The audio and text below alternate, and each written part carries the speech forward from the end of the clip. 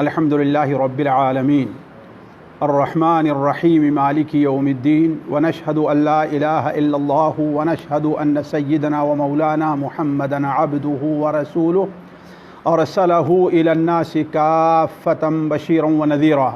أما بعد فإن خير الحديث كتاب الله وخير الهدي هدي محمد صلى الله عليه وسلم وشر الأمور محدثاتها وكل محدثة بدعة وكل بدعة ضلالة وكل ضلالة في النار.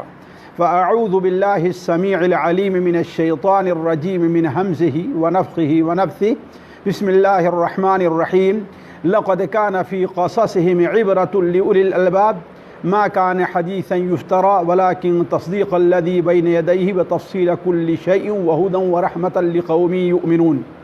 سبحانك لا علم لنا إلا ما علمتنا إنك أنت العليم الحكيم.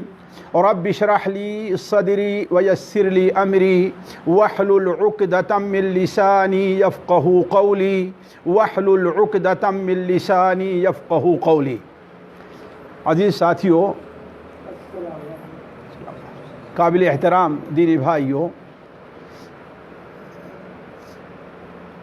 یہ عجیب کچھ قصہ ہے کہ 2 ہفتے سے جو موضوع میں آپ کے سامنے رکھنا چاہتا ہوں وہ ٹل جایا کرتا ہے. پچھلے ہفتے بھی وہ موضوع جو اصل ہمارا چل رہا تھا اسماء الحسنہ کا وہ ٹل گیا، اور اس ہفتے ابھی صبح تک بلکہ وہ موضوع اس پر نوٹ میں سمجھیے کہ آج 4 ہفتے پہلے ہی تیار کر کے رکھا، لیکن آج صبح نیت بدل گئی ایک اور موضوع رکھنے کے لیے. اللہ کرے کہ اس میں ہمارے اور آپ کے لیے خیر ہو. اس کے بعد جیسے مثل مشہور ہے فارسی کی کہ یار زندہ صحبت باقی. انشاءاللہ اگر اللہ نے ہماری اور آپ کی اس سے مجلس کو برقرار رکھا تو باذن اللہ اگلی مجلس کے اندر وہ اللہ تبارک و تعالیٰ کے اسم مبارک الکفیل او الوکیل اس سے متعلق کچھ گفتگو آپ کے سامنے ہم رکھیں گے. آج اصل میں فیس بک کے اوپر بہت کم جاتے ہیں. آج بس ایسے کھولے کہ ہمارے ایک بڑے خاص ملنے والے بڑے محترم کے فیس بک پر میری نظر پڑی. میرے الغادھی کے رہنے والے ہیں اور سعودی ہیں. تو عجیب ایک واقعہ مجھے ملا دیکھنے کو، عجیب ایک واقعہ ملا، اور اس واقعے کا عنوان ہے بائعۃ اللقیمات. کیا عنوان تھا؟ جس کو ہم اپنی زبان میں کہیں گلگلے بیچنے والی. گلگلہ جانتے ہیں نا، یہ گلگلے بیچنے والی. اور لکھا ہے کہ یہ ایک سچا اور واقعہ، ایک قصہ نہیں بلکہ واقعہ ہے. اس لیے کہ ہمارے اردو میں تھوڑا سا فرق کرتے ہیں قصے میں اور واقعہ میں. واقعہ یعنی بالکل واقع ہوئی چیز ہے، قصہ جیسے من گڑھت قصہ بھی ہوا کرتا ہے کہ نہیں ہے. تو یہ واقعہ ہے، اور اس کے بیان کرنے والے اس وقت بھی ابھی شاید ہی نہیں، یقیناً ابھی دونوں زندہ ہیں جن کے سے متعلق واقعہ ہے. تو یہ گلگلے بیچنے والی کا مسئلہ کیا ہے؟ ظاہر بات ہے عنوان، اور میری طبیعت بہت پہلے ہی سے ہے کہ واقعے سے متعلق خصوصاً سچے جھوٹے من گڑھت واقعے چاہے جتنے، جسے میرا پڑھنے کا جی نہیں کہتا، لیکن اگر سچا واقعہ کیوں؟ اس لیے کہ اس میں بڑی عبرت ہوتی ہے، انسان عبرت حاصل کرے. خود اللہ تعالیٰ نے قرآن مجید کے اندر قصوں کا ایک بہت بڑا شعبہ رکھا ہے، بہت بڑا حصہ قرآن مجید قصوں پر مشتمل ہے، جس میں ہمارے اور آپ کے لیے عبرت ہے. اسے اللہ تعالیٰ فرماتا ہے لقد کان فی قصصہم عبرۃ لأولی الالباب. ان قصوں میں سمجھ رکھنے والے لوگوں کے لیے بڑی عبرت اور نصیحت ہے، بڑی عبرت و نصیحت ہے. تو کہنے کا مطلب کہ جب دیکھا کہ ہاں یہ قصہ ہے تو اسے پڑھنے کا جی کہا میرا. پڑھنے لگا تو وہ عجیب سا قصہ ہے جو آپ کے سامنے میں رکھتا ہوں. پھر اس کے بعد اس سے متعلق میں ایک اپنا واقعہ رکھتا ہوں، اپنا واقعہ صرف اس لیے کہ ہم میں سے کسی کو کسی بھی نیک عمل کے لیے جس عمل کا بھی موقع مل جائے اس کے بارے میں اپنے کو کمتر نہیں سمجھنا چاہیے. کہیں مثال کے طور پر صدقہ کرنے کا موقع ہے، لوگ کسی مسجد کے لیے چندہ ہو رہا ہے، کسی مدرسے کے لیے چندہ ہو رہا ہے، کسی یتیم بچے کسی کوئی بھی چیز ہو رہی ہے، تو ہم یہ نہ شرم کریں کہ ہاں بھائی ہم تو 1 ہی ریال دے سکتے ہیں. ہمیں شرم نہیں کرنی چاہیے. ہم تو بس ایک ہی 10 ہی روپے 100 روپے 1000 روپے ہی، یعنی جو کچھ آپ سے ہو رہا ہے اس میں شریک بنیے، اس میں شریک بننے کی کوشش کیجیے. لا تحقرن من المعروف شیئا، ہمارے نبی صلی اللہ علیہ وسلم کی خاص وصیت رہی ہے جابر بن سلیم، ابو جرئی اور بہت سے صحابہ کو کہ لا تحقرن من المعروف شیئا، نیکی کی کوئی بھی چیز ہے اسے تم حقیر نہ سمجھو.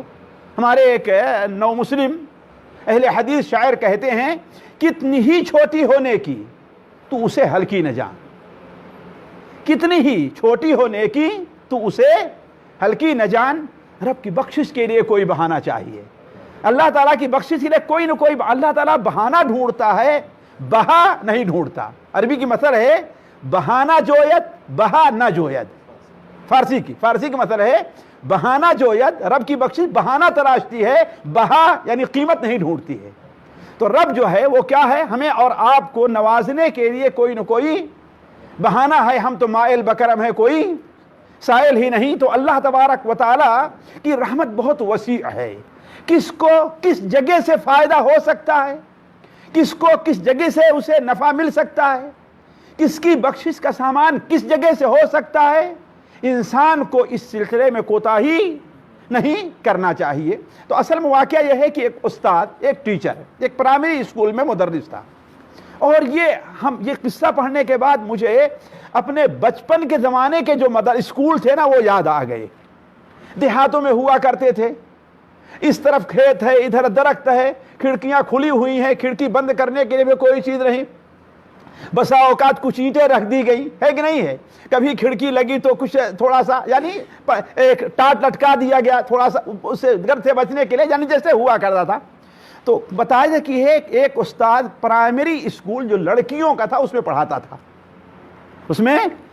تھا، اور وہ دیکھتا تھا کہ اسکول سے باہر ایک ہونہار سی بچی، خوبصورت سی بچی، یہ سوڈان کا واقعہ ہے، سوڈان کا ہونہار سی بچی کیا کرتی ہے کہ ایک برتن میں کچھ لقیمات، گلگلے، یہاں لقیمات سمجھتے ہیں نا، گلگلے لے کر کے آتی ہے اور بیچ کر کے چلی جاتی ہے، اور وہ کھڑکی کے باہر سے بسا اوقات استاد کے درس کو سنتی رہتی ہے.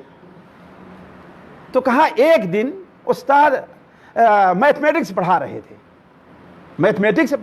تھے اپنی بچیوں کو، یہ ہمارے خیال سے دوسری یا تیسری جماعت کا کہ رہی ہوگی بچی، میتھمیٹکس پڑھا رہے تھے. پڑھاتے ہوئے جب آخر میں ہوئے تو انہوں نے کہا بچیوں سے کہ ایک سوال ہے، جو بچی اس سوال کا جواب دے دے گی اسے انعام دیا جائے گا. کہا کہ پوچھا، لیکن تمام بچیوں میں سے کوئی بچی جواب نہیں دے پائی. وہ بچی جو گلگلے بیچتی ہے وہ ہاتھ اٹھاتی باہر سے، استاد استاد استاد میں بتاؤں گی.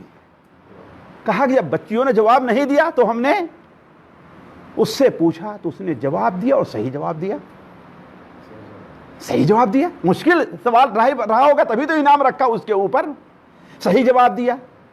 کہا کہ مجھے بڑا تعجب ہوا، اور اسے بلایا ہم نے اندر کہ اتنی ذہین ہے یہ، اور تو پڑھتی کیوں نہیں ہے جبکہ پڑھائی کی تیری عمر ہے، ابھی تیری عمر کی بچیاں پڑھ رہی ہیں. تو کہتی ہے کہ اصل میں یہ ہے کہ میرے والد کا انتقال ہو گیا ہے، میرے 4 بھائی ہیں، میری بیوہ ماں ہے، اور ان کے خان خرچ کے لیے کچھ بھی نہیں ہے، تو میری ماں بنا کر کے دیتی ہے، میں آتی ہوں اس اسکول کے پاس، بچے خرید لیتے ہیں، اس سے کچھ گھر کا خرچہ چلتا ہے، اور بچے کچھ پڑھ رہے ہیں، یہ ہے. تو استاد کے دل میں آیا، کہا کہ ٹھیک ہے ایسا کرو، تمہارے اسکول کا جتنا خرچہ ہے میں اٹھا لے رہا ہوں اپنی تنخواہ سے، البتہ یہ کام تم کسی اور کو لگاؤ اور اپنی ماں سے کہو کہ میں پڑھوں گی. لیکن اب اسکول میں داخلے کے لیے فیس چاہیے. سعودیہ کی طرح ہر جگہ تو ہے نہیں کہ پڑھو تمہیں پیسہ ملے گا، ہے کہ نہیں ہے؟ کیا ہے، پیسے دینے ہیں، فیس لگتی ہے ہمارے اور آپ کے ہاں. تو فیس کا کیسے مسئلہ حل ہو؟ تو کہا ہم نے پرنسپل سے بات کی اور اس سے کہا کہ اسے کلاس میں بیٹھنے دیجئے، بس آپ اس کا نام نہ لکھیے، ہم اس کو امتحان پرائیویٹ کینڈیڈیٹ کی حیثیت سے ہم کوشش کریں گے دلوانے کے لیے، بس کچھ نہیں تو کھڑکی سے باہر ہی سے اسے سننے دیجیے، یہ جو استاد پڑھاتا اس کو سنے۔ کہا تمام اساتذہ سے مشورہ کیا، پرنسپل بھی راضی ہو گیا اور وہ ایسا کرنے لگی، اور ہم نے کہا کہ یہ تمہارا جو کام ہے، تمہاری امی سے کہو کسی بچے کو لگائیں اور تم یہ پڑھو۔ کہا کہ اس طریقے سے وہ پڑھنا شروع کی، اس کا نام جو ہے نہیں، ورنہ فیس دینی پڑتی، نام نہیں، کرسی اس کے لیے نہیں، بلکہ بسا اوقات کھڑکی کے باہر سے سن رہی ہے، اور استاد اس سلسلے میں دلچسپی لینے لگا، ورنہ ایک بار کہا اور دلچسپی لینے لگا۔ اس کا کاپی کا خرچہ جو ہے، قلم ہے، یہ ہے، سارا خرچہ استاد، اور پرائمری کے استادوں کی تنخواہ کتنی ہوتی تھی ہمارے اور آپ کے ملکوں میں، سوڈان وغیرہ میں ہے کہ نہیں ہے بیچارے، چلو مشکل سے اپنا خرچہ تو چلا لے، ہے نا، لیکن اس نے یہ کیا کہ جہاں کاپی ہے، یہ ہے، سارا خرچہ وہ اٹھاتا رہا۔ کہا جب امتحان ہوا تو امتحان پورے اسکول میں اور سب سے زیادہ نمبر لیا اس لڑکی نے، پورے اسکول میں اول نمبر، اور ہمیں یہ بھول گیا اسے تیسرے درجے میں داخل کیا، کس میں؟ تیسرے کلاس میں۔ ذہانت دیکھی کہ ہاں بھائی یہ چل جائے گی تو اس کو لے لیا۔ کہا اس طریقے سے معاملہ چلتا رہا یہاں تک کہ وہ بچی مڈل کلاس تک پہنچ گئی۔ اب جب اول نمبر آئی تو اس کا مدرسے میں داخلہ بھی ہو گیا، اس کو وظیفہ کیا کہتے ہیں ہمارے ہاں، وہ وظیفہ کہتے ہیں، وہ اس کو ملنے لگا، تو اب اس طریقے سے پڑھنے لگی۔ کہا اتنے میں مجھے کہیں ملک سے باہر، پتہ نہیں نام نہیں لکھا، سعودیہ میں، قطر میں، کویت میں، کہاں اسے جگہ مل گئی پڑھانے کے لیے استاذ کو، جیسے آتے ہیں نا وہاں کے اساتذہ سوڈان کے۔ کہا میں پڑھانے چلا آیا، اور اس وقت ابھی ٹیلی فون اتنا عام نہیں ہوا تھا، اب تو ہر آدمی جوال ہے، نہیں ہوا تھا۔ کہا ہم چاہتے ہوئے بھی میرا سلسلہ اس سے مطلقاً منقطع ہو گیا، یہاں تک کہ 12 سال گزر گئے۔ کتنا؟ 12 سال۔ کہا کہ 12 سال کے بعد پتہ نہیں کب میں دوبارہ اپنے ملک جانا چاہا تو میرے ساتھ جو ٹیچر پڑھا رہے تھے ان میں سے ایک کا بچہ خرطوم یونیورسٹی میں میڈیکل شعبے میں پڑھ رہا تھا۔ کس میں؟ میڈیکل شعبے میں پڑھ رہا تھا۔ تو کہا جب میں جانے لگا تو اس نے کہا میں بھی چلتا ہوں اپنے بچے سے ملاقات کر کے آتا ہوں، تم جا ہی رہے ہو تو ایک ساتھ ہے، چلتے ہیں اپنے بچے سے ملاقات کر کے آتے ہیں۔ کہا میں گیا اپنے بچے سے ملاقات اس کو لے کر کے اپنے بچے سے ملاقات کے لیے، تو کہا بچہ اس کا ملا تو ہم لوگ تھوڑی دیر کے لیے ایک کیفیٹیریا بوفیا جو ہوتی وہاں پر رک گئے کچھ چائے پانی کے لیے۔ کہا کہ میں وہاں پر کھڑا اس سے بات کر رہا تھا کہ ایک خوبصورت سی عورت آتی ہے، کھڑے ہو کر کے مجھے غور سے دیکھنے رہی ہے، عجیب چہرے کا اس کا رنگ بالکل بدل گیا ہے، عجیب اس کا منظر ہے۔ تو کہا کہ وہ بچہ جو تھا وہ میری طرف اشارہ کر کے کہتا ہے کہ یا عمو، یہ لہجہ ہے نا، یا عمو، اے چچا آپ ان کو جانتے ہیں؟ کہا کہ نہیں، میں تو نہیں جانتا۔ کہا کہ یہ ہمارے کالج میں پروفیسر ہے، اور جو 6واں مرتبہ ڈاکٹری کہا یعنی آخری جو ہوتا ہے بیچ، اس میں استاد اس کی پروفیسر ہے یہ۔ کہا کہ اچھا میں تو نہیں جانتا۔ کہا اتنے میں دیکھ رہا ہوں کہ اس کی حالت جو ہے لڑکی کی بدل رہی ہے۔ کہا اچانک دوڑ کر کے اور مجھ سے لپٹ گئی، رونا شروع کر دیا، میرے ماتھے پر بوسہ لے رہی ہے، لپٹ گئی۔ کہا میں پریشان، اور زور زور سے رو رہی ہے، اتنے زور سے رو رہی ہے کہ سارے لوگ پریشان ہو گئے، کیا معاملہ ہے؟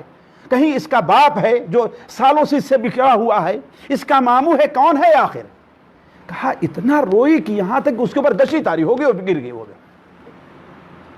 کہا کہ عجیب مسئلہ ہے، اب میں بھی نہیں چھوڑ سکتا اس کو، کیسے چھوڑ کر کے جائیں؟ کہا اس کو منتقل کیا گیا چونکہ میڈیکل شعبہ تھا وہاں پر۔ کہا جب اس سے تھوڑا سا ہوش آیا، مجھے دیکھا تو کہا کہ استاد آپ نے مجھ کو پہچانا نہیں؟ کہا کہ نہیں پہچانا۔ کہا آپ ہی کی وجہ سے میں ایک انسان بن گئی ہوں، آپ ہی کی وجہ سے میں ایک انسان بن گئی ہوں، اور یہ میں وہی لقیمات گلگلے بیچنے والی لڑکی ہوں جس کی مدد آپ نے کی تھی اور جس کی وجہ سے آج میں اس مقام تک پہنچ گئی ہوں. میں آج اس مقام تک پہنچ گئی ہوں. ساتھیو، یہ قصہ پڑھا، تعجب ہوا، اور آپ کو بھی اس پر تعجب ہوگا. آگے معاملہ جو ہے دونوں کا اپن کیا ہوا، پھر ان کو گھر لے گئی، اور یعنی جیسے ہوتا ہے روٹین میں اپنی والدہ سے جیسے ہوتا ہے ملائی. مجھے اپنا ایک واقعہ یاد آیا. اس واقعے سے ذرا رک کریں، مجھے اپنا ایک واقعہ یاد آیا. شیخ نصیر الدین کے بھائیوں نے ایک پروگرام ارینج کیا میرے لیے جنوب ہند میں ایک ڈسٹرکٹ میں اس ڈسٹرکٹ کا نام نہیں لیتا، وہاں پر جو ہے، اور پروگرام وہ بھی عجیب رہا. آج بھی اگر آپ لوگ یوٹیوب پر دیکھیں بارش کے آداب تو آپ کو اس میں میرے نام سے ایک محاضرہ ملے گا، اور وہ اسی مسجد کا ہے جہاں کی بات میں کر رہا ہوں. اللہ کل حال وہ عجیب مسئلہ تھا. وہاں بارش جب سے ان کے یہاں سے نکلا شیخ، راستے میں بارش ہی بارش. 500 کرسیوں کا جو انہوں نے پروگرام کا میری تقریر کا اہتمام کیا تھا، وہ یعنی اتنی بارش ہے کہ پروگرام بھی نہیں ہو پایا. مسجد کے اندر جتنے لوگ آ سکے پتہ نہیں کتنے تھے، 500 تھے، 600 تھے، 1000 تھے، اللہ عالم کتنے تھے. یعنی اسی میں پروگرام ہوا. تو ان کے ساتھ بیٹھے، وہ لوگوں نے عجیب معاملہ وہاں کا بتایا. جب میں واپس آ رہا تھا صبح کو، اس لیے کہ بارش اتنی تھی کہ رات کو واپس نہیں آ سکتا تھا، حیدرآباد واپس آ رہا تھا. تو جس نے پروگرام کرایا تھا اس کے بھائی نے اپنی گاڑی لی اور مجھے حیدرآباد پہنچانے کے لیے راستے میں آ رہے تھے. انہوں نے کہا کہ شیخ آپ نے مجھ کو پہچانا نہیں؟ ہم نے کہا نہیں. کہا شیخ آپ نے نہیں پہچانا؟ ہم نے کہا نہیں. کہا لیکن میں آپ کو پہچانتا ہوں. میں آپ کو، ہم نے کہا ہو سکتا ہے. کہا کہ وہ آپ کی ایک تقریر کی برکت ہے جو یہاں پر آپ دیکھ کر کے جا رہے ہیں. ہوا یہ کہ یہ 1990 کے بعد یہاں بڑے پروگرام ہو رہے تھے. مکتب دوا والے بڑے پروگرام کراتے تھے. تو ایک پروگرام میرا ریاض میں جمعہ کے دن ایک استراحے میں ہوا، اور جمعہ کا خطبہ جو ہے میرا انہوں نے رکھا. جمعہ کا خطبہ رکھا اس لیے کہ شہر سے باہر نکل کر کے وہ لوگ اپنا پروگرام کر رہے تھے. وہ خطبہ میرا وہاں پر رکھا. تو اس میں پتہ نہیں کون سا پروگرام، 2-3 پروگرام ہوئے، کس پروگرام میں. تو کہا کہ اس پروگرام میں میں شریک تھا تو مجھے بہت اچھا لگا. تو ہم نے درس کے بعد لوگوں سے کہا کہ اچھا بتاؤ یہ شیخ پھر مجھے کہاں ملیں گے، یہ شیخ مجھے کہاں پھر ملیں گے. تو لوگوں نے کہا بھائی یہ شیخ تو دور سے آئے ہیں، البتہ اگر تم چاہو تو ہر جمعرات یا بدھ کو سلئی وہاں سے قریب جالیات ہے، وہاں پروگرام ہوتا ہے، وہاں چلے جایا کرو. اور وہاں جانتے ہیں کون ہیں شیخ توصیف الرحمان صاحب، جانتے ہیں وہ کس طریقے سے رگڑا لگاتے ہیں. بدعات اور شرک کے خلاف ان کا رگڑا کیسے ہوتا ہے آپ لوگ اچھی طریقے سے جانتے ہیں. تو ہم نے کہا اچھی جگہ پہنچ گئے. کہا ہوا یہ کہ میرے پاس اقامہ نہیں تھا، بغیر اقامہ کے تھا، میں بغیر اقامہ کے چل رہا تھا، کہیں آ نہیں سکتا تھا، جا نہیں سکتا تھا. تو کہا گیا تو شیخ کے درس میں جانا شروع کیا. اس وقت ٹیلی فون انڈیا کرنے کے لیے 9 ریال یا 12 ریال لگا کرتے تھے. آپ جانتے ہوں گے جو پہلے سے تھے، ہے نا، اتنے لگا کرتے تھے. کہا کہ ایک آدھ بار تو ہم نے اپنے بھائی کو وہاں ٹیلی فون کیا، اور جس جگہ پر ساتھیوں وہ مسجد بنی ہے وہاں پر 7 مندریں تھی. کتنا؟ 7 مندر. اور مسلمان، کوئی ہندو نہیں ہے، مسلمان. اس میں ایک بت سانپ کی شکل کا تھا جو چاندی کا تھا. وہ چاندی گلا کر کے لوگوں نے میرے ہاتھ میں رکھا کہ شیخ لیجئے اس کو کیا کریں ہم. گلا کر کے یعنی تقریباً آدھا کلو کی چاندی رہی ہوگی، ہے کہ نہیں. تو کہا کہ پھر ہم نے جب دیکھا، آپ کی بات سنی، بڑا متاثر ہوا. پھر جب شیخ کی سننے لگا تو کہا اس کا مطلب ہم لوگ تو بہت غلط کر رہے ہیں، مسلمان ہو کر کے وہ کام کر رہے ہیں. کہا ہم نے اپنے بھائی سے کنٹیکٹ کرنا شروع کیا، کبھی ٹیلی فون کے ذریعے، کبھی خط لکھ کر کے، کبھی یہ تو میرے ابھی وہ جمعیت اہل حدیث کے صدر ہے، ان کا بھائی وہاں کا جمعیت اہل حدیث کا وہاں کا صدر ہے. کہا کہ میرے بھائی کو بعد میں کہ سمجھ میری بات آنے لگی، لیکن پورا ہمارا خاندان ہے، پورا خاندان ہے، اور ان کا دین سے کوئی مطلب نہیں ہے. پہاڑ ہے، پتھروں کو توڑنا ہے، اس کو بیچنا ہے، اور اسی سے اپنی روزی چلانی ہے، اور کسی سے آنے جانے سے کوئی مطلب نہیں ہمارا یہی کام ہے.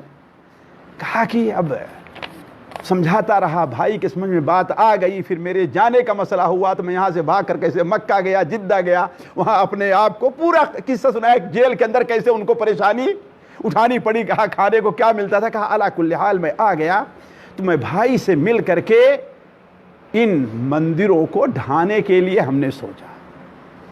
میرے بھائی تو تیار ہو گئے, لیکن جو پاس پڑوس کے لوگ ہیں, ہندو نہیں سارے مسلمان ہیں, جو پاس پڑوس کے لوگ ہیں وہ تیار نہیں ہوئے. لیکن اصل یہ تھا کہ یہ سارے میرے جگہ میں تھی, میری جگہ میں تھی, اور میرے دادا اصل کیا تھے, وہ انہی کی طرف سے یہ چلا آ رہا تھا.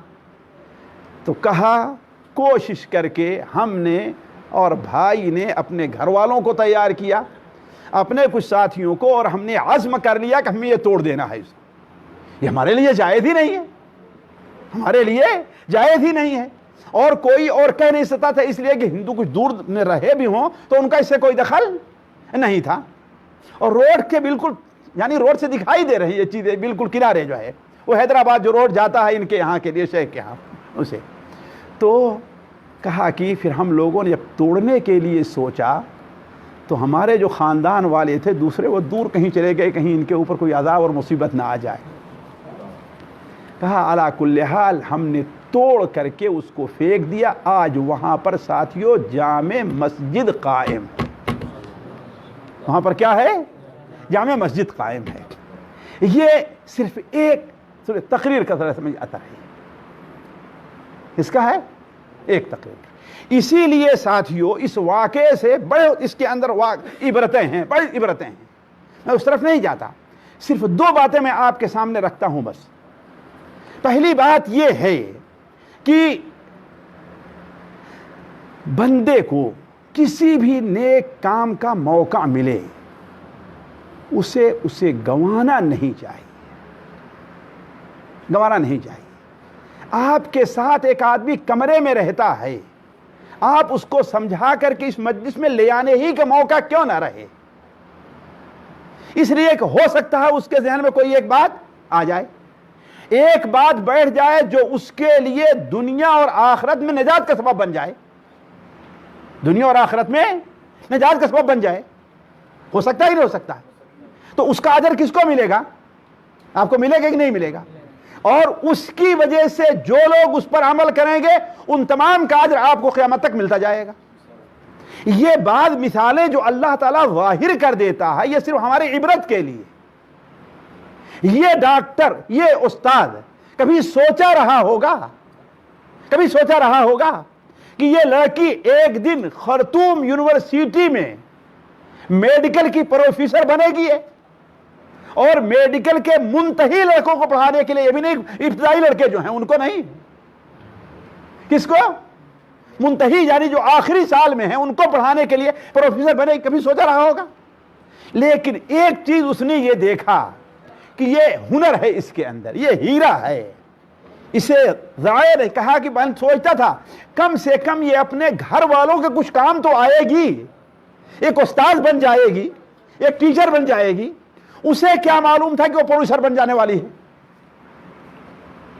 ایسے آپ کی وجہ سے ہو سکتا ہے کسی ایک آدمی کو نصیحت مل جائے تو وہ اپنے پورے گھر کو سنبھال لے, پورے گھر کو سنبھال لے. اسی ریاض کا یہ 1980 کے قریب کا جب آیا تو اس وقت کیسٹوں کا بہت دور تھا ریاض میں, پوری سعودیہ کے اندر بہت دور تھا کیسٹوں کا, مفت تقسیم ہوتی تھی یہ. اور الحمدللہ یہ وہ مرحلہ تھا تقریباً آخر تک کہ یہاں دینی بیداری خصوصاً جوانوں کے اندر بہت زیادہ تھی. اسکول میں, کالج میں پڑھنے والے طلبہ میں کیا تھی, یہ بیداری بہت زیادہ تھی. یعنی ایک ملاحظے کی حد تک اگر کوئی آدمی ملاحظہ کرے تو کہا کہ ایک نوجوان جو زبان سے ذرا سا گونگا تو نہیں تھا, لیکن ہوتا ہے نا کچھ لوگ کم بول پاتے ہیں اور اگر مجلس میں نہیں تو بولنے کے لیے جھجکتے ہیں, کہیں ہکاتے ہیں, ہے نا, ہکلاتے ہیں نا, کیا ہے لوگوں کو. تو کہا کہ ایک لڑکا تھا وہ اپنے رشتہ دار ہیں ان کے ساتھ بیٹھتا, سب بیٹھ کر کے ہنسی کرتے, مذاق کرتے, یہ کرتے, وہ کرتے, اور وہ خاموش ہو جاتا. تو اس نے سوچا کہ ہم کوئی ایسا کام کیوں نہ کریں جس میں ہم اپنے آپ کو مشغول کر لیں. اس کے گھر والوں نے کیا کام کیا کہ اسے یہ ٹائپ رائٹنگ ہوتی ہے نا ہاتھ سے، وہ سکھا دیا. اس وقت یہ اعلیٰ کاتبہ کیا کہتے ہیں اس کو، جو ہے ٹائپ رائٹر بہت چلتا تھا اس وقت. اور جو جان جائے اس کو اچھی نوکری وہ بڑی جلدی مل جایا کرتی تھی. تو کہا زبان سے تو یہ بیدا مجبور ہے، لہذا اس کو یہ سکھا دیں. تو کہا کہ وہ سیکھ گیا اور اس کو ایک جگہ نوکری مل گئی. نوکری مل گئی تو وہ کہتا ہے کہ میں اپنے بھائیوں کے ساتھ بیٹھتا ہوں، رشتہ داروں کے ساتھ میرا مذاق اڑاتے ہیں، تو میں کوئی دوسرا کام کیوں نہ کروں. اس وقت جو ہے جانتے ہیں غمرتین گاڑیاں، غمرہ گاڑیاں بہت عام نوجوانوں کے پاس رہتی تھی. کہا وہ لیتا تھا اور ایک کیسٹ کی دکان ریاض میں بڑی مشہور تھی، تسجیلات التقویٰ بڑی مشہور تھی. وہاں سے جاتا 50 ریال کی کیسٹیں لیتا اور لوگوں میں بازار میں گھوم کر کے تقسیم کرتا رہے، بس اور کچھ نہیں کرتا تھا، تقسیم کرتا تھا. تو جب دکاندار نے دیکھا کہ ہاں یہ خیر کا کام کرتا ہے، اس کے ساتھ اور رعایت کرنے لگے، اس کے ساتھ اور رعایت کرنے لگے، اس کو سستی دینے لگے. اب اس کا یہی کام تھا، وہ لے گئے گاڑی کھڑی کرے اپنی، اور ریاض کی جو یہ مارکیٹ، خاص طور پر یہ جو اب یہاں تو بڑی بڑی بلڈنگیں بن گئی ہیں، ورنہ علیہ سے آپ آگے آئیے اویس مارکیٹ وغیرہ، یہاں تو کوئی چیز تھی نہیں پہلے. یہاں بتاؤ ڈبے بنے ہوئے تھے عام چھوٹی چھوٹی مارکیٹیں، وہاں لا کر کے وہ تقسیم کرتا تھا. تو کہا کہ ایک بار ایک دکان کے پاس سے گزرا تو دیکھا کہ ایک عربی نیشنلٹی کا کوئی ہے اور گانا سن رہا ہے. اس کی دکان میں گیا، سلام کیا، اسے کیسٹ دے دیا اور چلتا بنا. کہا کہ اس کا یہ کام چلتا رہا سال، 2 سال، 3 سال کے بعد پھر جب ادھر سے گزرتا ہے تو ایک آدمی دکان سے نکل کر کے آتا ہے اس کے پاس، اے بھائی یہاں. ہاں بھائی کیا ہے؟ کہا تو مجھے پہچانے کہ نہیں پہچانے؟ کہا کہ نہیں. کہا نہیں پہچانے؟ کہا میں وہی ہوں جسے آپ نے آج سے سال یا 2 سال پہلے ایک کیسٹ دی تھی. دیکھا بڑی بڑی داڑھی اس کی ہے اور یہ ہے. کہا وہ کیسٹ میں لے جا کر کے سنا. ہم ایک کمرے میں 16 آدمی رہا کرتے تھے ایک جگہ پر، اور کوئی بھی برائی گندگی ہم سے نہیں جو چھوٹی رہی ہو ہم سے، لیکن اسی کیسٹ کے سن کر کے آج ہم 16 لوگوں نے ہمیں توبہ کر لی اور ایک اپنے دین کے راستے پر آ گیا ہے. ذرا سوچیں آپ، کس نے؟ لا تحقرن من المعروف، نیکی کی کوئی بات کو آپ چلتے ہوئے کوئی بات کسی سے کہہ دیں، موقع ہے کہہ دینے کا، اسے چوکیں نہیں. ساتھیوں اس سلسلے میرے اور لوگوں کے جو مشاہدات ہیں اگر میں آپ کے سامنے رکھتے چلوں نا تو آپ کو بھی اچھا لگے گا، سراوت ختم ہو جائے گا. میں نہیں چاہتا اس میں، صرف یہ توجہ دلانا چاہتا ہوں کہ کوئی بھی نیکی کے کام کا ہمیں موقع ملے، ہمیں اس سلسلے میں اولاً تو اپنے اندر بزدلی یا کم ہمتی یا کم ظرفی احساس کمتری کے شکار ہمیں نہیں ہونا چاہیے. مثال کے طور پر کہیں کھیل ہو رہا ہو تو ہر آدمی ایک دوسرے سے کتنے شوق سے کہتے چلو دیکھنے کے لیے، لیکن جالیات پہننے کے لیے شرماتے کہ نہیں شرماتے؟ ذرا سوچنے کی بات ہے. یہ احساس کمتری کی شکار کیوں ہیں ہم؟ کیوں احساس کمتری؟ وہ ایک غلط کام کے لیے بہت حد درجے اگر ہوگا تو جائز اور مکروہ ہوگا وہ کام. جو کھیل آج کل ہمارے ہاں چلا کرتا ہے نا، کرکٹ کا جو خبر ہمارے اوپر سوار ہے، اگر ادنا درجے کا ہے تو کہیں کسی حد تک چلو اس کے جواز کا، ورنہ مکروہ ناجائز تو ہے ہی. ہمارا سارا کچھ وہاں پر ہوا کرتا ہے، اس سے کتنی خرابیاں پیدا ہو رہی ہیں. تو وہاں کے لیے تو کتنے شوق سے لوگ کہتے ہیں ہاں بھائی چلو چلو چلو چلتے ہیں، اور اس کے لیے آپ لوگ مجلسیں منعقد کرتے ہیں. ساتھی تیار ہوتے ہی نہیں تیار ہوتے ہیں. جمعہ کے دن ہوتا ہے نا، پہلے تیار چلو بھائی ہاں کھیل کر کے آتے ہیں کچھ دیر. تو آپ دینی مجلسوں میں آنے کے لوگوں کو دعوت کیوں نہیں دیتے؟ کیوں احساس کمتری کے شکار ہیں آپ؟ وہاں لے جائیں گے آپ کو کوئی ثواب ملنے والا ہے؟ جی کوئی ثواب ملے گا؟ بلکہ اس کی وجہ سے اگر وہ نماز میں کوتاہی کیا کسی اور میں تو آپ گناہ ملنے والا ہے. لیکن یہاں آنے کے لیے، مسجد میں آنے کے لیے، کسی اور جگہ کے لیے آپ اس سلسلے میں کوتاہی کیوں کرتے ہیں؟ تو پہلی چیز یہ ہے ساتھیوں کہ ہمیں خیر کا کوئی بھی موقع ملے اسے ضائع نہیں کرنا چاہیے. اللہ کے رسول اللہ تبارک و تعالی نے قرآن مجید میں ہمیں اس پر خصوصی طور پر ابھارا ہے. خصوصی طور پر مثال کے طور پر 2 آیتیں لیں. پہلی آیت سورہ بقرہ میں اللہ تعالیٰ فرماتا ہے وَأَقِيمُوا الصَّلَاةَ وآتوا الزکاۃ، نماز پڑھو، قائم کرو، کا اہتمام کرو، وآتوا الزکاۃ، اور زکات دو، وما تقدموا لانفسکم من خیر تجدوہ عند اللہ، اور کوئی بھی خیر کا کام، چھوٹا ہے بڑا ہے کوئی بھی ہے، جو بھی خیر کا کام کرو گے، خیر کا کام صرف نماز اور زکات تک محدود نہیں ہے، بڑی اہم چیز ہے نماز، بڑی اہم چیز ہے زکات، لیکن خیر کا کام، اب کسی کے پاس پیسہ نہیں تو اس کا مطلب یہ نہیں ہے کہ زکات کے لیے پیسہ نہیں تو عام خرچ بھی نہ کرے۔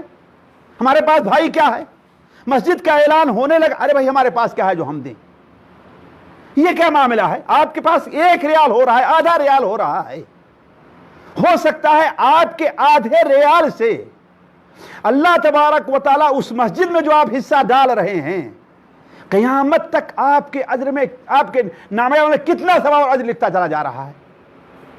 اور وہ بھی ہو سکتا ہے کہ آپ کے 1 ریال، ہمارے فلاں 1 ریال کی وجہ سے جو مسجد بننے کا معاملہ، مسجد قیمت اتنی دیر رک جائے اور معاملہ مسجد بننے پورا معاملہ ٹھپ ہو جائے۔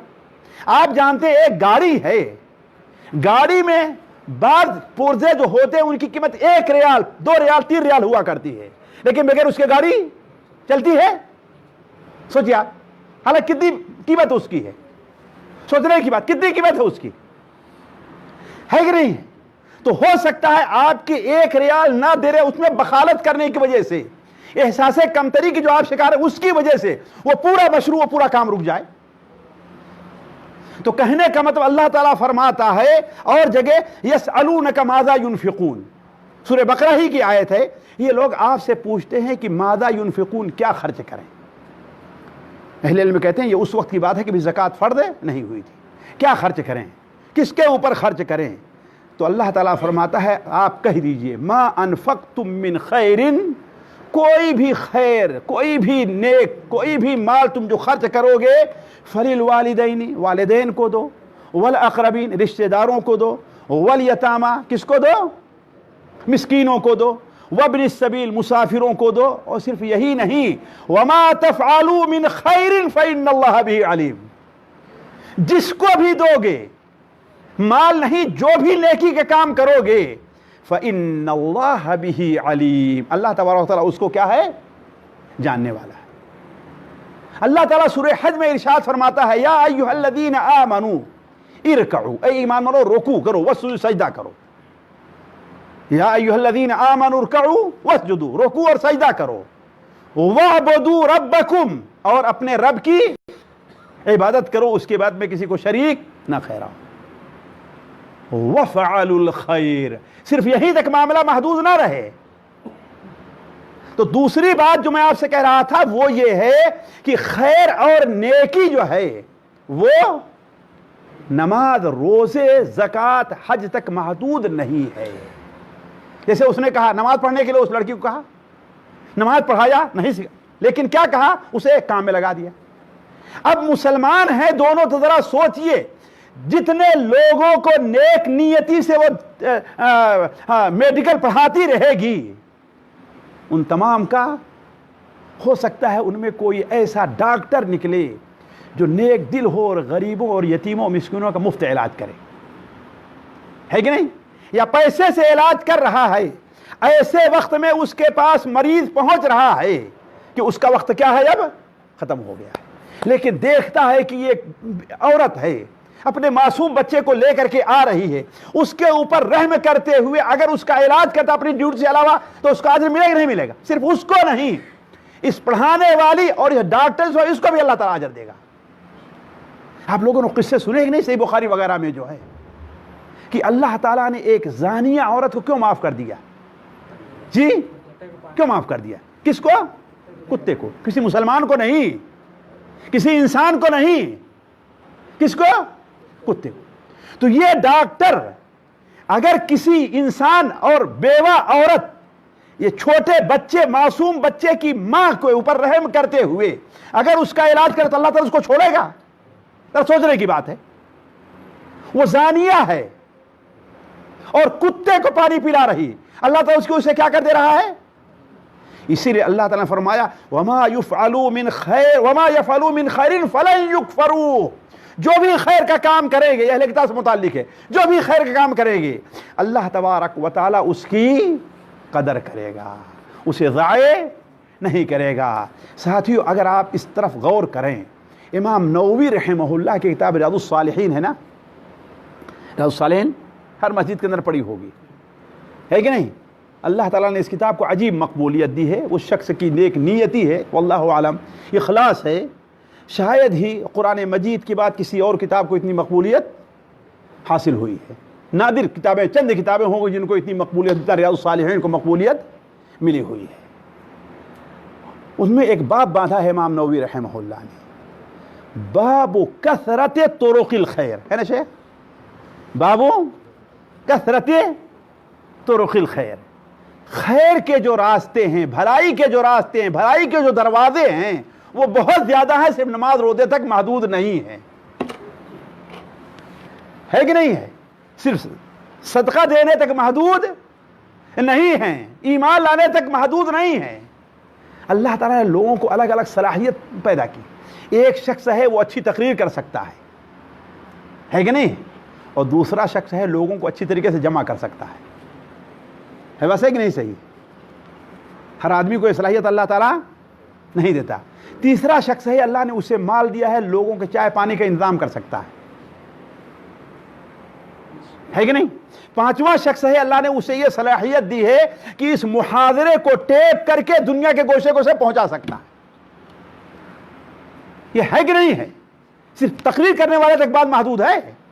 نہیں، یہ محدود نہیں ہے، اس کو جمع کرنے والا، اس کے لیے انتظام کرنے والا، اس کو ٹیپ کرنے والا، اس کے لوگوں کو لینے والا، ان کے آنے بیٹھنے کا انتظام کرنے والا، حتیٰ کہ یہ جو پنکھا چل رہا ہے اللہ کی قسم، اگر کوئی کہربائی ہے اور یہ سوچتا ہے کہ ہاں بھائی پنکھا بنا دیں اچھی طریقے سے، خراب نہ ہو، اس لیے کہ یہاں لوگ بیٹھ کر کے دین کی باتیں سنیں گے، اس کو بھی اجر ملنے والا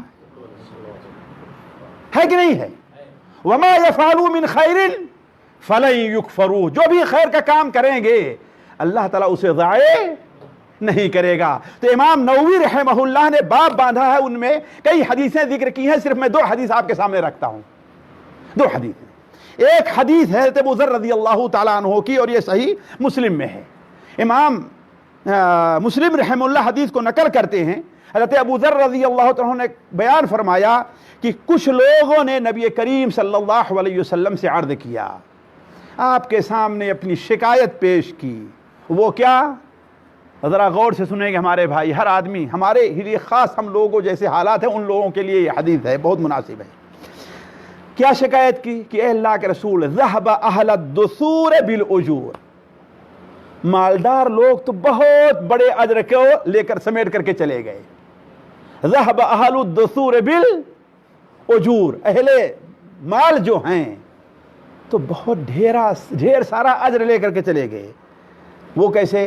یصلون کما نصلی، ہم نماز پڑھتے ہیں وہ بھی نماز پڑھتے ہیں، ہم روزہ رکھتے ہیں وہ بھی روزہ رکھتے ہیں، لیکن وہ صدقہ کرتے ہیں، ہمارے پاس صدقہ کرنے کے لیے پیسہ مبلغ نہیں ہے۔ کیوں؟ صحابہ کرام میں ہمارے آپ کی طرح ہمارے پاس تو ہر ایک کے پاس پیسے ہیں، ہر آدمی جو ہے، اللہ کے لیے ہر آدمی سے سوال ہے، روز آنا 1 ریال خرچ کر سکتا ہے؟ نہیں خرچ کر سکتا۔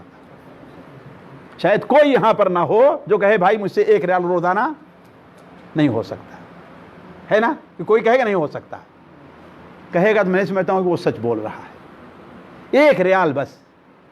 لیکن اگر 1 ریال روز آنا جمع کرتا ہے، مہینے میں کتنا ہو گیا؟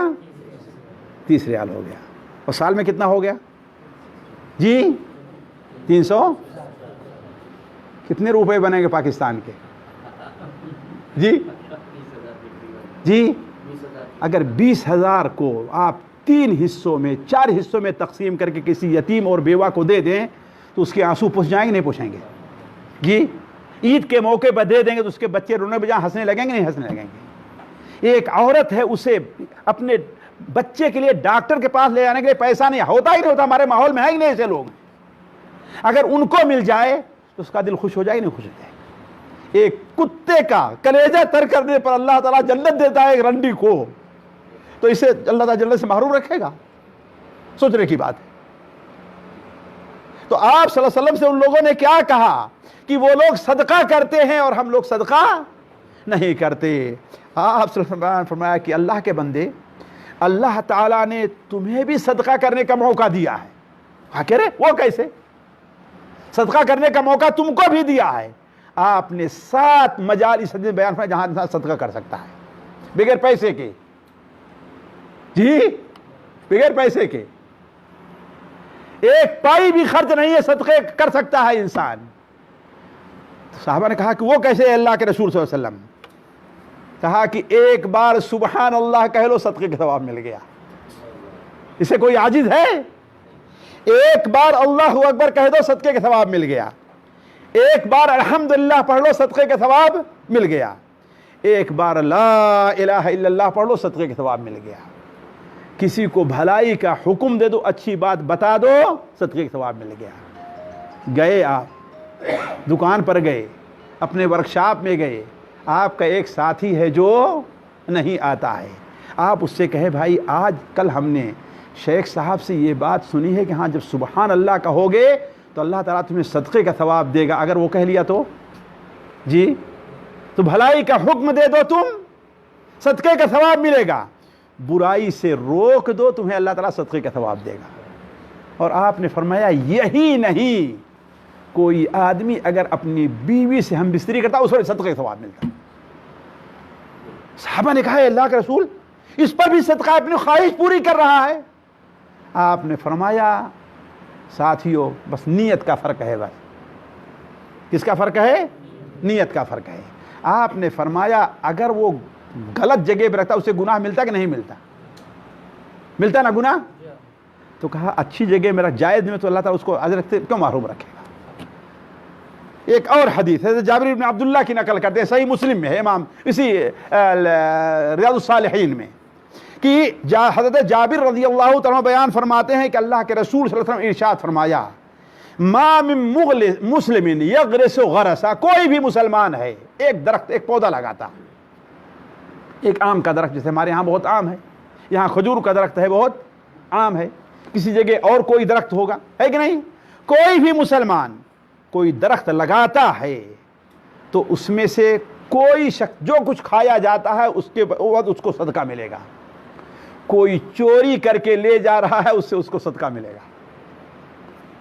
ذرا سوچیں، آپ چوری کر رہا ہے، آپ کی نیت بھی نہیں ہے کہ نہیں ہے، بلکہ دیکھیں تو آپ اس کو پکڑیں گے نہیں پکڑیں گے، آپ کی نیت بھی نہیں ہے، آپ کو صدقے کا ثواب مل رہا ہے، بلکہ آپ نے فرمایا کسی بھی طریقے سے اس میں کمی ہو رہی ہے، آفت آ جائے، مصیبتیں آ جائیں، آپ نے تیار کیا، طوفان آ گیا، جتنے پھل گر رہے ہیں ہر ایک کا آپ کو صدقے کا ثواب ملے گا، اللہ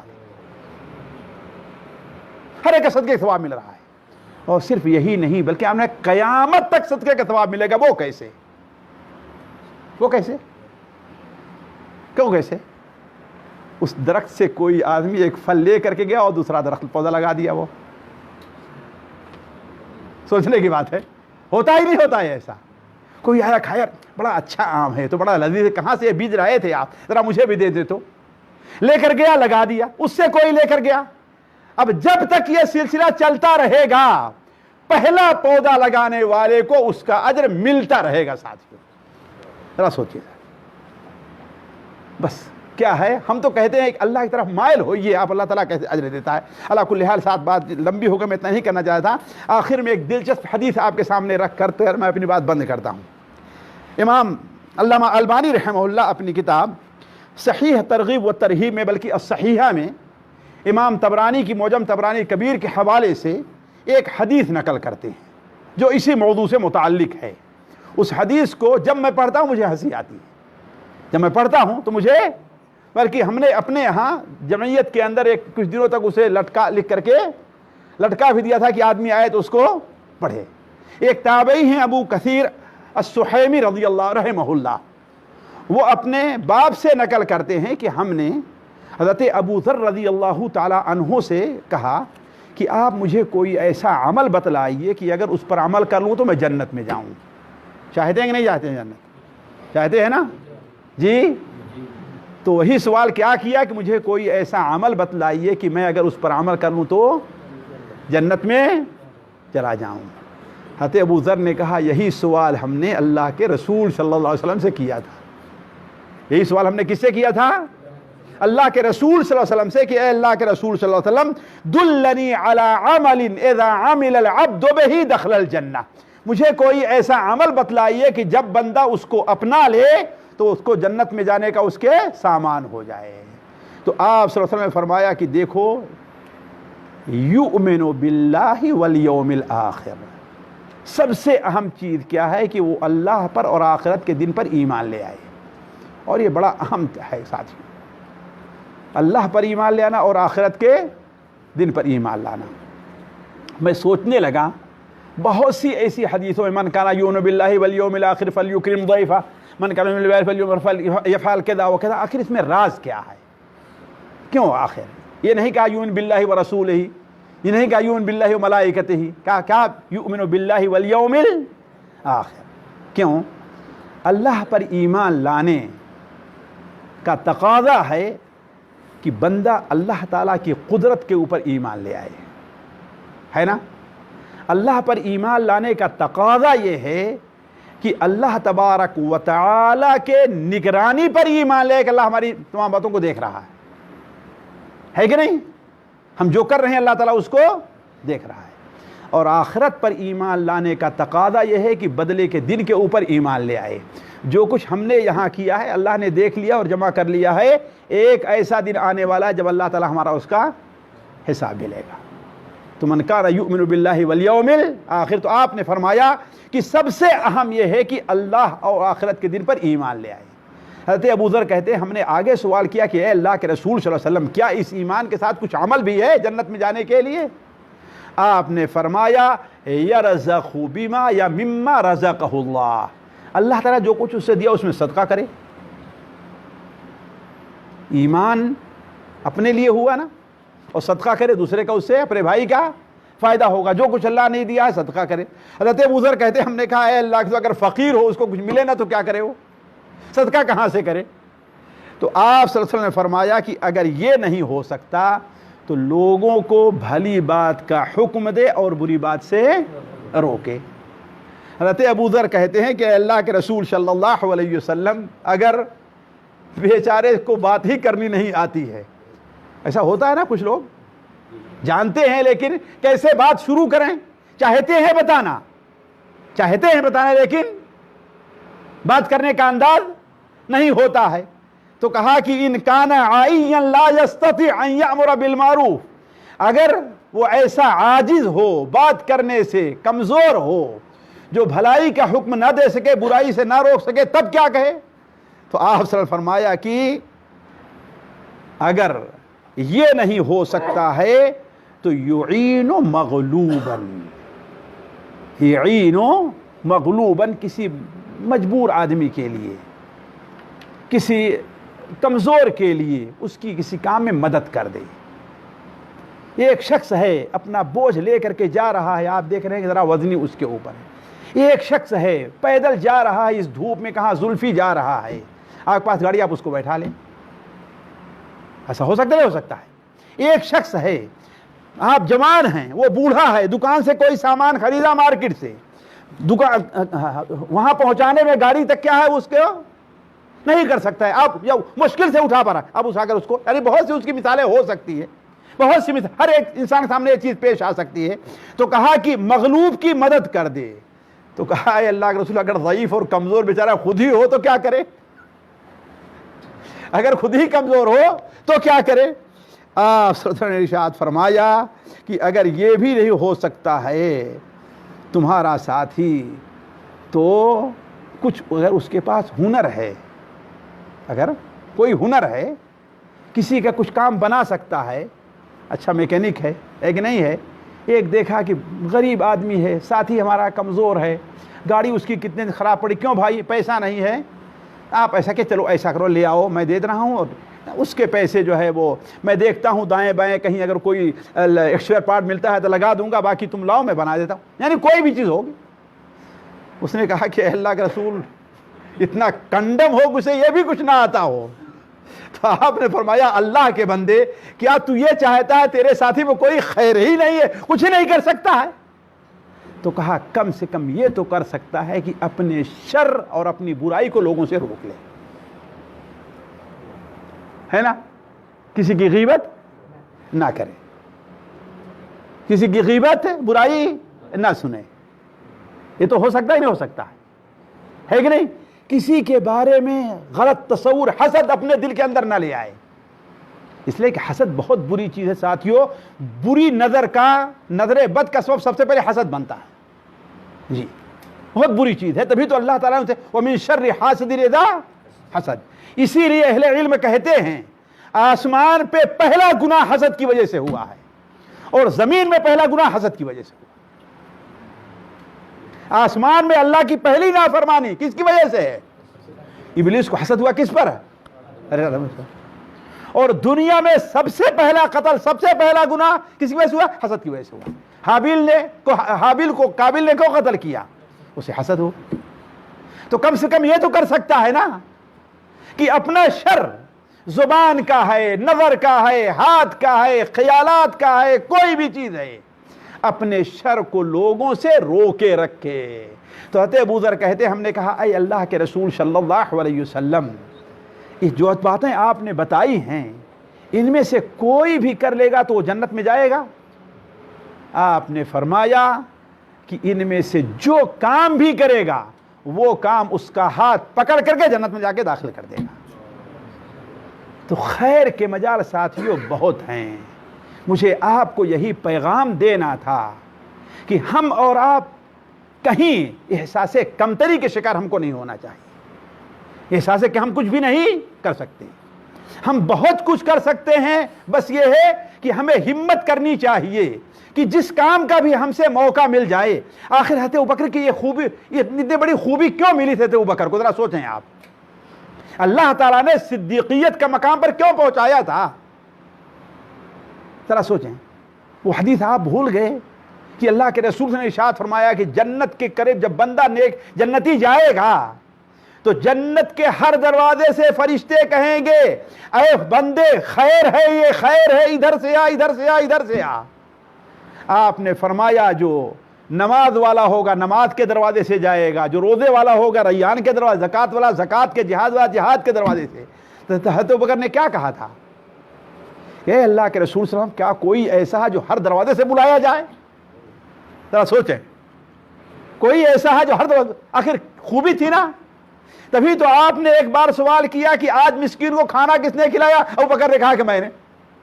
آج مریض کی عیادت کس نے کی ہے؟ ابوبکر نے کہا کہ میں نے. ہے کہ نہیں ہے؟ تو کہنے کا مطلب ہے تو ابوبکر کی جو خوبی تھی وہ یہی تھی کہ کسی بھی کام کے لیے اپنے آپ کو نہ بڑا سمجھا ہے, نہ یہ سمجھا ہے کہ یہ کام میں کیسے کر سکتا, نہ کبر کیا ہے اور نہ ہی احساس کمتری کے شکار ہوئے ہیں. تو ہمیں آپ کو کوشش کرنا چاہیے کوئی بھی خیر کا کام کا ہمیں موقع مل جائے. جیسے ابو ذر کی یہ روایت ہے, کوئی بھی خیر کام ہے ہمیں اس میں شریک ہونا چاہیے, احساس کمتری کا شکار نہیں ہونا چاہیے. آپ کو کیا معلوم کہ آپ کے اس ایک بات کی وجہ سے اللہ تعالیٰ آپ کے ساتھی کا کتنا بڑا مسئلہ حل کر دے, اور اس کی وجہ سے آپ کو جو اجر اور ثواب مل رہا ہے وہ قیامت تک اللہ بہتر جانتا ہے کتنا ملے گا. اللہ تعالیٰ سے دعا ہے کہ اللہ تعالیٰ ہمیں اور آپ کو ہر قسم کے خیر کی توفیق عطا فرمائے. اللہ تعالیٰ ہمیں اور آپ کو خیر میں حصہ لینے کی توفیق عطا فرمائے, خیر کے راستے تلاش کرنے, خیر کے راستے کو ڈھونڈنے اور خیر کے راستے پر چلانے کی توفیق عطا فرمائے. اللہ تعالیٰ ہمیں اور آپ کو جب تک زندہ رکھے خیر کے کام پر زندہ رکھے. ہماری آپ کی وفات ہو تو خیر ہی کے کام پر ہو. اللہ تعالیٰ یہاں پر ہمارا اور آپ کا جمع ہونا قبول فرمائے. یہاں جمع ہونے کی برکت سے اللہ تعالیٰ ہمارے اور آپ کے اوپر سے مصائب پریشانیوں کو دور فرما دے. اللہ تعالیٰ سے دعا ہے کہ اللہ تعالیٰ ہم میں سے جو آدمی کسی بھی طریقے سے پریشان ہے, بیماری کی وجہ سے, اپنے گھر کی وجہ سے, دشمن کی وجہ سے, اپنی روزی کی وجہ سے, اللہ تعالیٰ اس کی مشکل پریشانی کو دور کر دے. سبحانک اللہم و بحمدک اشہد ان لا الہ الا انت استغفرک و اتوب الیک.